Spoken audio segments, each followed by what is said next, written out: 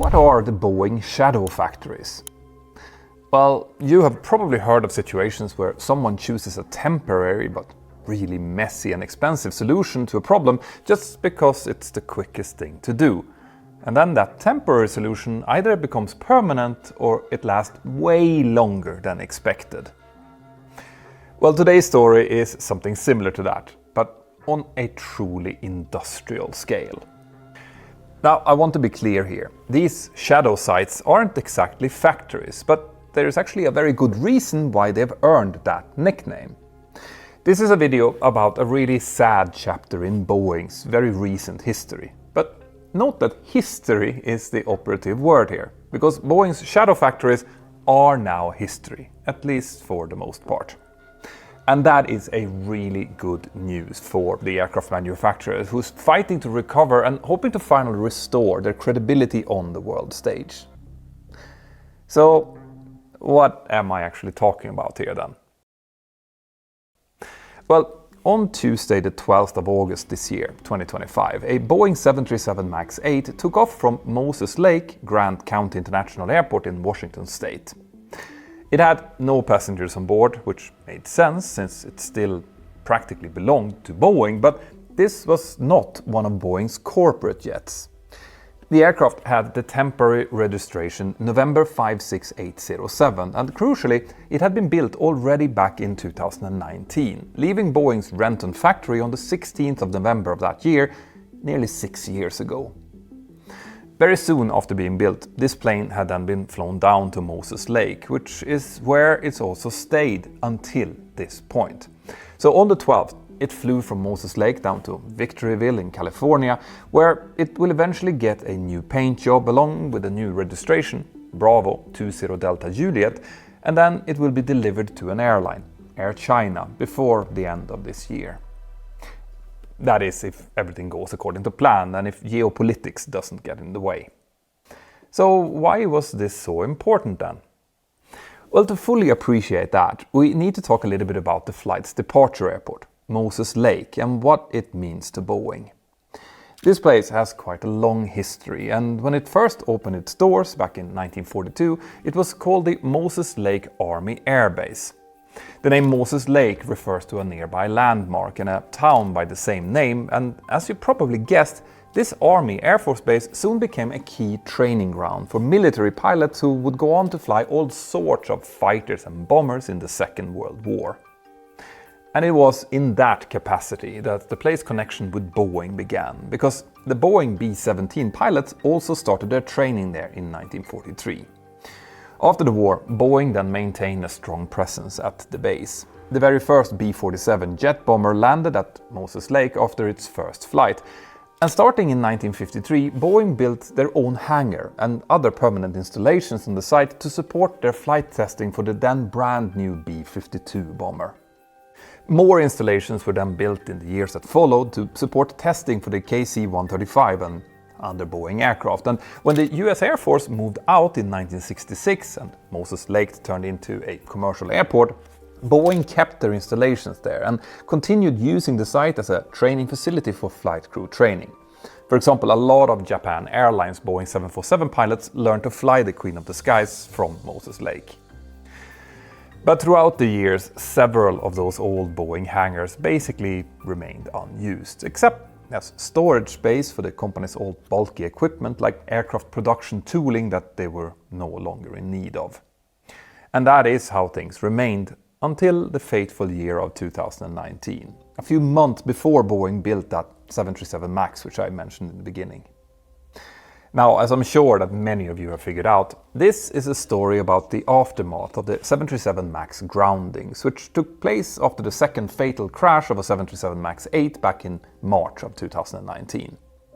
And the significance of the departure of this specific aircraft from Moses Lake is that it was the last stored certified MAX to leave from there. This means that Boeing now finally have no more stored 737 MAXes in their inventory who were manufactured years ago and immediately then sent to sleepy airports like Moses Lake to be put in storage. Except that those airports weren't actually that sleepy at all. But I'll get back to that. In an update made a few months ago, Boeing stated that at the end of June this year, they still had an inventory of about 20 stored 737 MAXes, which had been built up before 2023. But this isn't just a story about the storage of an inventory of unwanted jets, because we're recording this in 2025, and those MAX groundings lasted only from early 2019 until late 2020. So they alone do not explain how Moses Lake and other such sites like it remained in use for that long. And by the way, this isn't just about 737 MAXes either. It's also a story about Boeing's 787, which had its own dedicated shadow factory, also remaining active until just very recently, although the MAX is definitely the main star here. To really understand this, we have to talk about some production numbers. At the moment, Boeing can produce no more than 38 737 MAXes per month because of a limit that the FAA put on the company back in 2024 in the aftermath of the door plug blowout scandal. But before the 2019 groundings of the MAX, Boeing was producing 52 737s per month and was planning to push that number up to around 60. Now obviously those plans changed drastically when the plane was grounded worldwide, but actually no, it didn't. At least not for many months, and I'll get back to why that was soon. But before I do, I want to mention another thing that can be a real issue on a more personal level. I have been working as an airline pilot for over 20 years, and one of the things that always been a continuous pain, especially when I was operating outside of the European Union, was getting access to international data connectivity. Anyone who is traveling frequently knows what I mean. You know, that feeling of not being able to do anything or contact anyone when you land unless you turn on roaming, which can cost a fortune. But now I use Holafly, today's sponsor, which is a real game changer. Holafly offers global eSIMs that keeps you connected at over 200 destinations, so instead of having to buy local SIM cards or pay huge roaming fees, Holafly lets you access high-speed data without ever having to swap your SIM cards or worry about coverage. Their eSIMs are activated instantly and work directly from your phone, and you can still use your original number whilst using Holafly for data, which makes it super convenient both for business and personal travel. Now you can choose the data package that works best for your trip, and since there's no need to physically change the SIM card, it's super smooth. Right now, you get 5% off their general SIM cards and 10% off their monthly subscription plans with the code Mentour. So just scan this QR code or click on the link here in the description below to try them out. Thank you, Holafly. Now back to the story. So how quickly did Boeing wind down their production of 737s after the type was grounded then? Well, for much of 2019, Boeing continued making the 737 MAX at a rate of around 42 aircraft per month, which again is still higher than the 38 737s that they're making per month right now. But why did they do that when nobody was allowed to even fly the jets? Well, as I've explained many times before, aircraft manufacturers get a small down payment when an airline or a lessor orders a jet, but they get the bulk of their money upon delivery. And with the type grounded, they obviously couldn't make those deliveries. This meant that Boeing was presented with two choices, both of them pretty terrible.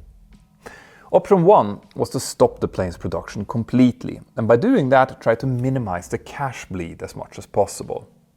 That would mean having to fire or furlough workers, which would devastate the company's work processes and would make restarting the production a true nightmare. As I explained in a recent video where we looked at Boeing's worker strikes in 2024, workers have to abide by their own work certifications, which can lapse if they stop working for a while. So a total production halt would have crippled the company's workflow, and obviously the same would then be true for their suppliers, who would have to fire or furlough their own employees, devastating their own production capacity. By the way, 2019 was a growth year for the United States, and there was a shortage of skilled mechanics and engineers, so that meant that there was no guarantee that fired or furloughed workers would even come back when the company would need them, which was obviously something that Boeing knew. So a total stop of production was option 1, which was pretty bad. But what about option 2? Well, that was to keep production going at a rate that would be high enough for Boeing to avoid closing assembly lines, of which there were 3 at their Renton factory.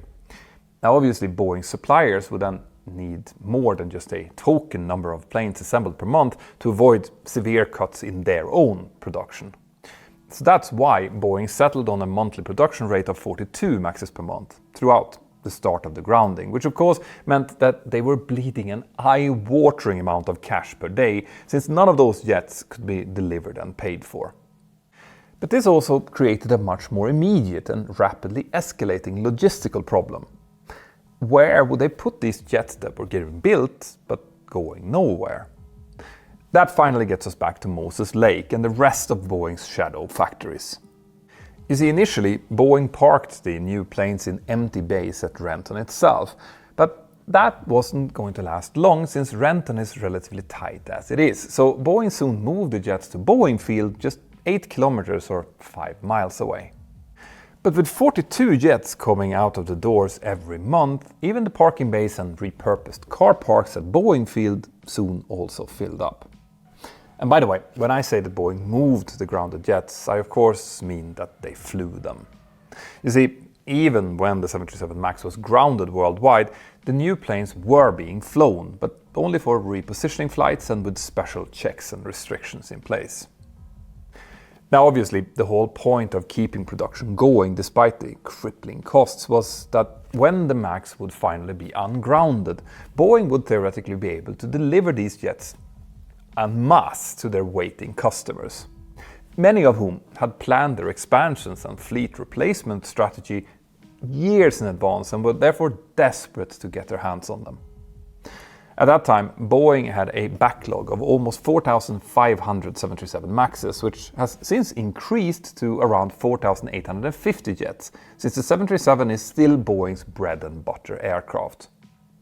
Keeping production high, almost in business as usual mode, meant that if that plan worked and the stored jets could be delivered fast, well then Boeing would quickly get a boatload of cash in from all of those deliveries, which would then effectively cancel out the cash bleed that they had suffered. Sort of. In reality, that plan of course had some pretty nasty flaws. For one thing, even if they delivered dozens of jets to each airline at once, Boeing would still need to pay penalties for the late deliveries. But that was a relatively minor issue. A bigger problem was that in the immediate aftermath of the grounding, some airlines started cancelling orders for the MAX as public confidence in the type was shaken.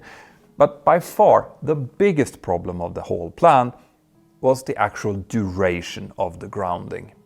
Well, certainly we expect to have that happen before the end of the year, as we said. I can't give you a specific timetable. Initially, Boeing hoped that they could get the 737 MAX back in service within a few weeks, and if that would happen, it would still have made the storage situation a little bit difficult, but still manageable. Now, sometime in the spring of 2019, Boeing chose to start flying their 737s down to Moses Lake, and at that time, that was only supposed to be a 6-month operation, which, as we know now, eventually turned into over 6 years. But way before that became obvious, Boeing knew that maintaining a fleet of undelivered 737 MAXes wasn't only about having enough open space to store them. So those old B-52 hangars would now actually come to some real use. And here we need to talk about how aircraft in general are maintained. You see, like your car, a lot of the maintenance that an aircraft requires depends on how much it's being used. With aircraft, instead of mileage or kilometers covered, we usually count the amount of flight hours, or in some cases the number of cycles, meaning takeoffs and landings. But some maintenance schedules are also done on a calendar basis, no matter the number of cycles or hours flown. This can apply to things like inspections or certain components that time out, but often a maintenance item will have both a flight time, cycle limit, and a calendar time limit. Now, in normal use by an airline, many of these inspections or part replacements would hit the flight hour or cycle limit first, but given enough time in storage, the planes would still need their maintenance, even if they were doing nothing at all. By the way, this is something that also sometimes becomes a factor when airliners are being used as business jets and therefore end up flying a lot less flight hours than they would in an airline. Anyway, besides this type of modified maintenance, there's also more for engineers and mechanics to do at these shadow factories. They need to cover all windows to keep ultraviolet light from causing damage to internal parts. Fuel and hydraulic systems often need special fluids to remain in good working order during long-term storage, and certain systems also need to be booted up and updated at regular intervals. Then all of those special storage measures needs to be reversed and the planes readied for flight if the company would need to reposition them or maybe even deliver them. Now, as you might have guessed already, all of this work, the inspections, the maintenance, or simply moving the planes around on the ground, requires a lot of people. According to Lauren Rosenblatt in the Seattle Times, Moses Lake peaked at 250 stored 737s, and at that time, Boeing employed nearly 1,000 people to work there in order to keep the jets in good working order.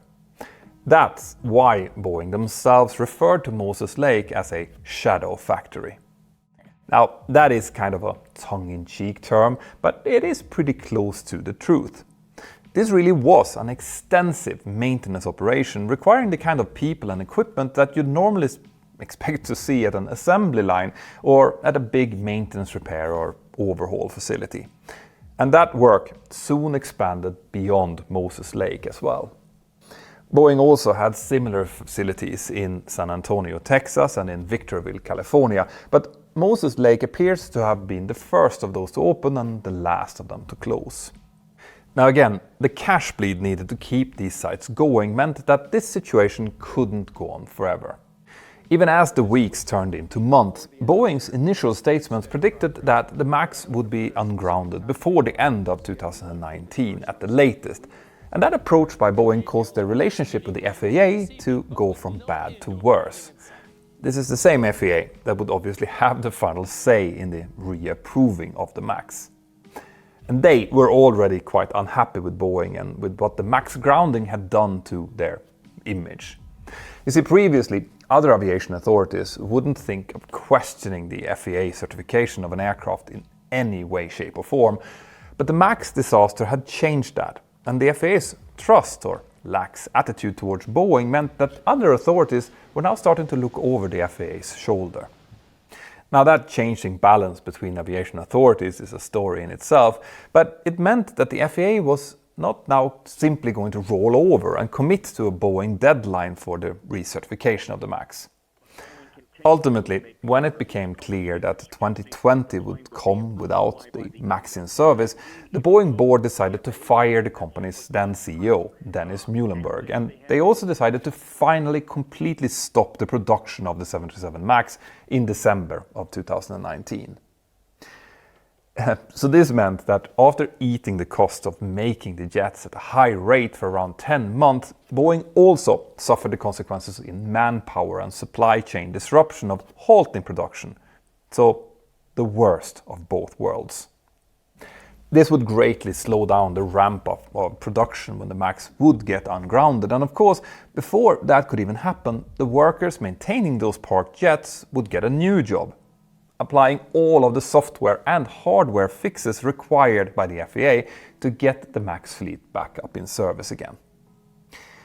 But by then, there was also another problem, something that also went back to the lack of trust between Boeing and the FAA, and which ended up slowing things down even further.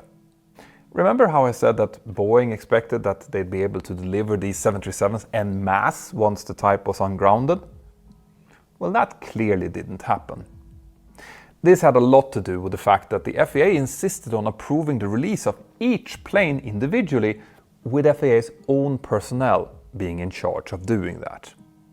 Previously, approvals like these had been done by Boeing employees on behalf of the FAA, which obviously would then have gone much quicker. And this now meant that the deliveries would remain slow, not for months, but for years, all the way through not just the grounding of the MAX, but also the ramp-up of international travel after the worst of the pandemic had subsided. Like I mentioned in the beginning, separately from all of this, Boeing also had another shadow factory dedicated to the Boeing 787. although this was located at one of their actual factories. When Boeing decided to move the production of all 787s to their East Coast site in North Charleston, South Carolina, they also decided to use the space previously used for the 787 production at their Everett factory to inspect already built 787s for manufacturing flaws. This goes back to the issue involving the mating of the 787 fuselage barrels, which we've discussed in other videos. But these inspections and rework required so much disassembly that they ended up being much more time-consuming than building the planes in the first place. That was a problem that Boeing discovered in the summer of 2020, and Dominic Gates reported that Boeing only closed the 787 shadow factory last February after nearly 5 years. The closure of these facilities is obviously a huge deal for Boeing. Even if the company didn't immediately need the space for something else, these tasks occupied hundreds of skilled employees, which could be used for something more productive. The company has now moved 787 workers to different positions, and a lot of maintenance personnel at Moses Lake are moving to Renton to assemble new 737s. But even those moves came with their own complications. Some of Boeing's people didn't want to move out of Moses Lake, which apparently is a really nice place to live at. And after 5 years there, many of them had brought their families and even bought homes there. Also, even though Boeing doesn't have any more undelivered MAX 8s and MAX 9 models in Moses Lake anymore, they do have some other undelivered 737s.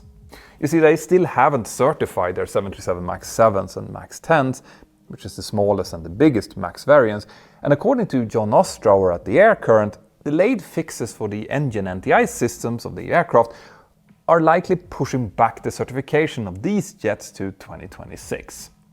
As we record this, Boeing reportedly have 35 MAX 7s and MAX 10s in storage, and as the certification of these jets gets closer to becoming a reality, their numbers will go up, not down.